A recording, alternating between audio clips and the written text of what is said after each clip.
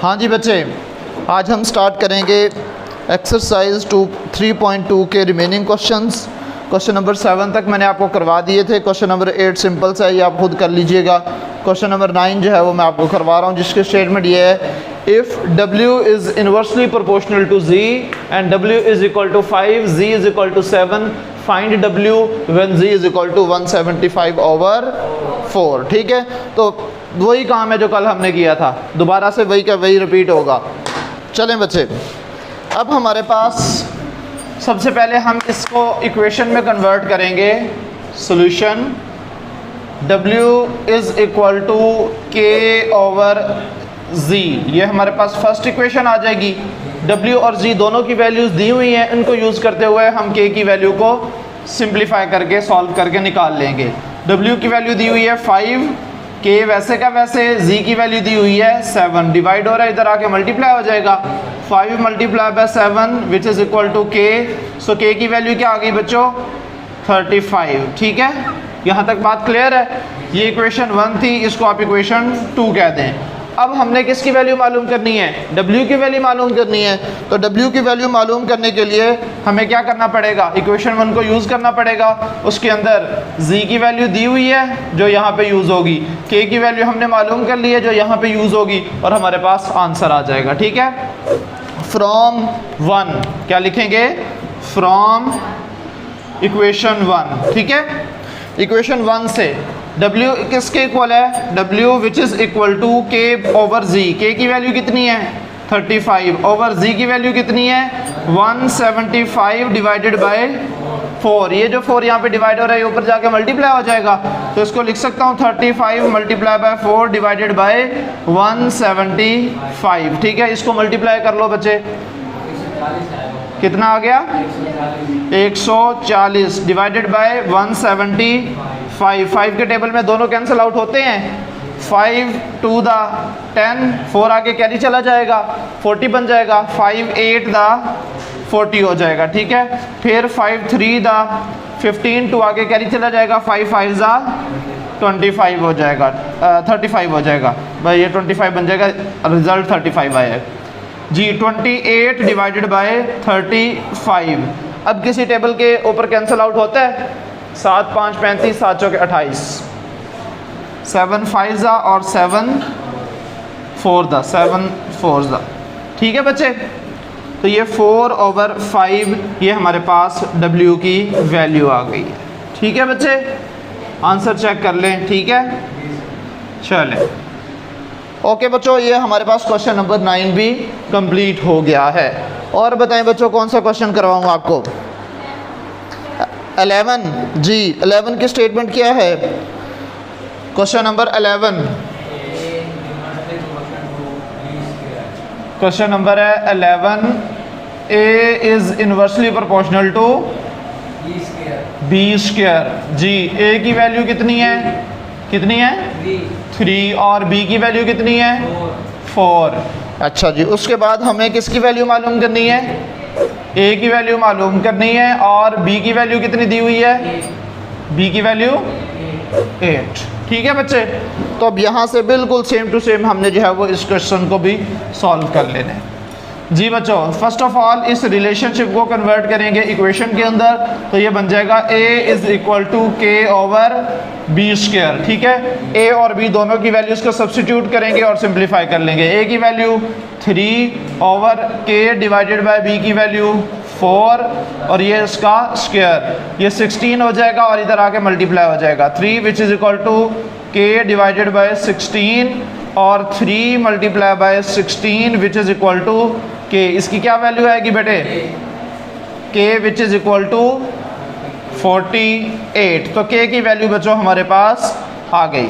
इसको आप इक्वेशन 2 कह दें, इसको आप इक्वेशन 1 कह दें। ठीक है, अब हमें किसकी वैल्यू मालूम करने को कहा है? उसने A की वैल्यू मालूम करने को कहा है। अगेन हम यहाँ पे लिखेंगे फ्रॉम इक्वेशन 1। ठीक है, तो क्या बन जाएगा बच्चों? A which is equal to K divided by B square. B की वैल्यू हमने A की वैल्यू हमने मालूम करनी है, बाकी वैल्यूज हमें गिवन है बच्चों। A which is equal to K की वैल्यू आ गई 48 डिवाइडेड बाय B की वैल्यू कितनी दी हुई है 8 दी हुई है तो 8 का स्क्वायर हो जाएगा बच्चों, ठीक है। तो ये बन जाएगा 48 डिवाइडेड बाय 64। इसको सिंप्लीफाई कर लें बच्चे, क्या आंसर है इसका जी। 4 के टेबल पे, हाँ जी 8 के टेबल में आ जाएगा ये, ठीक हो गया बच्चे। So a is equal to 6 over, अभी भी ये हो सकता है 3 और 4, ठीक है। सो हमारे पास a की वैल्यू आ गई है 3 डिवाइडेड बाय 4, ठीक है बच्चों। ये मोस्ट सिंप्लीफाइड फॉर्म है, आंसर ठीक है। क्या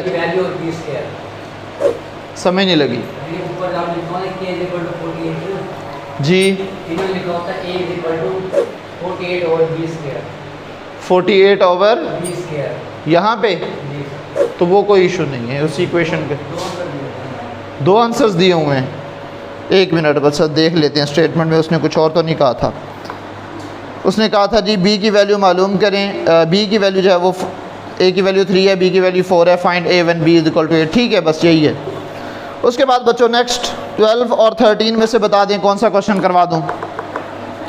13 स्टेटमेंट देखिएगा ज़रा, m is inversely proportional to n cube, m is equal to 2, n is equal to 4, find m when n is equal to 6 and n when m is equal to 432। 2 question हैं ये, actual में एक नहीं है, 2 question हैं जी। बेटे लिखवाइएगा ज़रा, सबसे पहले जो जो वैल्यूज़ गिवन है वो लिखवाएं। क्वेश्चन नंबर 13 जी बच्चे, m is inversely proportional to, जब इन्वर्सली प्रोपोर्शनल कह दिया तो 1 ओवर नहीं बोलेंगे बेटे, n क्यूब, ओके। m की वैल्यू 2 और n की वैल्यू 4। पहले इसको सॉल्व कर लें, फिर a और b स्टार्ट करेंगे, ठीक है। इक्वेशन बना लें, k की वैल्यू को सेपरेट कर लें, उसके बाद इसको सॉल्व करते हैं, ठीक है। हाँ जी बेटो, प्रोपोर्शनैलिटी का साइन हटाऊंगा तो क्या बन जाएगा, इक्वालिटी और कांस्टेंट आ जाएगा।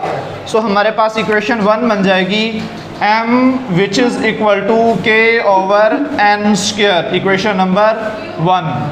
क्यूब है, चलें इसको क्यूब बना लेते हैं, ठीक है बच्चे। अब उसके बाद हमें k की वैल्यू निकालनी है, तो हम m और n की वैल्यू को पुट कर लेंगे। m की वैल्यू कितनी है, m की वैल्यू है 2 which is equal to k वैसे का वैसे, और n की वैल्यू कितनी है 4 जी बेटे। 4 का क्यूब हो जाएगा, 4 4 द 16, 16 4 द 64, 16 चौके 64, ठीक है। 2 which is equal to k over 64, ये 2 मल्टीप्लाई बाय 64 कितना हो जाएगा जी, k which is equal to 128। तो k की वैल्यू हमारे पास आ गई। इक्वेशन 1 भी बन चुकी है, इक्वेशन 2 भी बन चुकी है। अब हमसे उसने 2 सवाल किए हैं, तो अब मैं दोनों 1 बाय 1 जो है वो लिखूंगा। a में हमने क्या मालूम करना है, m मालूम करना है, जबकि n की वैल्यू उसने दी हुई है 6। अब इसको सॉल्व करते हैं अगेन फ्रॉम इक्वेशन 1, फ्रॉम 1 जी बच्चे। m which is equal to k over n power 3 जी बेटे। अब हमने m मालूम करना है, k की वैल्यू कितनी आई हुई है 128 डिवाइडेड बाय n की वैल्यू कितनी है 6 की पावर 3, 6 का क्यूब ले लें बच्चे, क्या आंसर आता है m which is equal to 128 divided by 216, 216 बनता है, ठीक हो गया। अच्छा अब बेटे इसको सिंप्लीफाई कर लें, क्या आंसर दिया हुआ है, फाइनल आंसर देख लीजिए, खुद सिंप्लीफाई कर लीजिएगा। m which is equal to, simplify कर लीजिएगा इसको, 16 ओवर 27। ये आप खुद बेटे टेबल्स पे काटते रहिएगा बैठ के, ठीक है। इतना तो काम आ जाना चाहिए ना, 10वीं में पहुंच गए हैं जी। पार्ट बी में उसने क्या कहा है, जिसको नहीं आता फिर वो अल्लाह की मर्जी बेटे, वो पहाड़े याद करना शुरू कर दे फिर शुरू से। बी ये खुद बना रहा हूँ बेटे, ए और बी पार्ट्स। n मालूम करने और n की वैल्यू क्या दी हुई है 432, ठीक है बच्चों। अगेन फ्रॉम इक्वेशन 1, ठीक है बच्चों।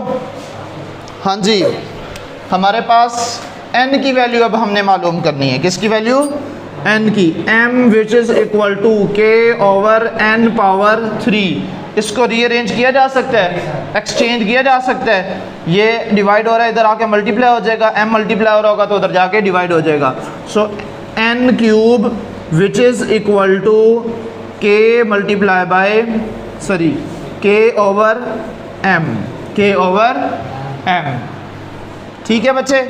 सो n cube which is equal to k की वैल्यू कितनी है, k की वैल्यू कितनी आई थी 128 डिवाइडेड बाय m की वैल्यू कितनी दी हुई है उन्होंने 432। हमें किसकी वैल्यू चाहिए बेटे, हमें n की वैल्यू चाहिए, तो दोनों तरफ क्या लेना पड़ेगा, क्यूब रूट लेना पड़ेगा। ठीक है, taking cube root on both sides. ठीक है, taking cube root on both sides.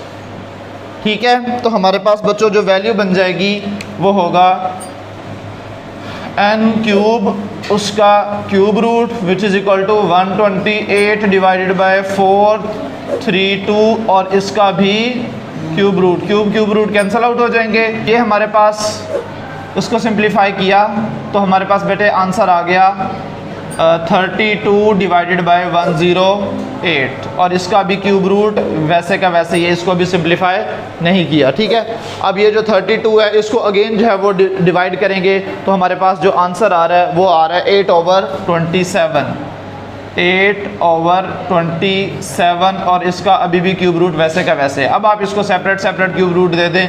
8 जो है वो हमारे पास 2/3 के इक्वल होता है, 27 जो है वो 3/3 के इक्वल होता है। इसका क्यूब रूट अलहदा ले दें और इसका क्यूब रूट अलहदा, ये कैंसिल और ये भी कैंसिल, तो ये बन गया 2 डिवाइडेड बाय 3। तो ये हमारे पास n की वैल्यू आ गई है। ठीक है बच्चों, ये आपने मालूम करना था। ठीक है, सिंपल कैंसिलेशन है, आप इसको टेबल के ऊपर कैंसिल कर सकते हैं। ठीक है, तो ये आपकी एक्सरसाइज बेटे इख्तिताम को पहुंची। तो कल इंशाल्लाह हम एक्सरसाइज 3.3 जो है वो स्टार्ट करेंगे और वो शॉर्ट क्वेश्चंस के लिए बहुत इंपॉर्टेंट है, मुख्तसर सी है, पूरी की पूरी एक्सरसाइज शॉर्ट क्वेश्चन के हवाले से अहम है। तो वो इंशाल्लाह फिर कल डिस्कस करेंगे, जिसमें हम पढ़ेंगे third proportion, fourth proportion, mean proportion और कॉन्टिन्यूड प्रोपोर्शन की फिर मज़ीद 4 टाइप जो है वो हमने कल डिस्कस करनी है इंशाल्लाह। आज के लिए इतना ही काफ़ी है। अल्लाह हाफ़िज़।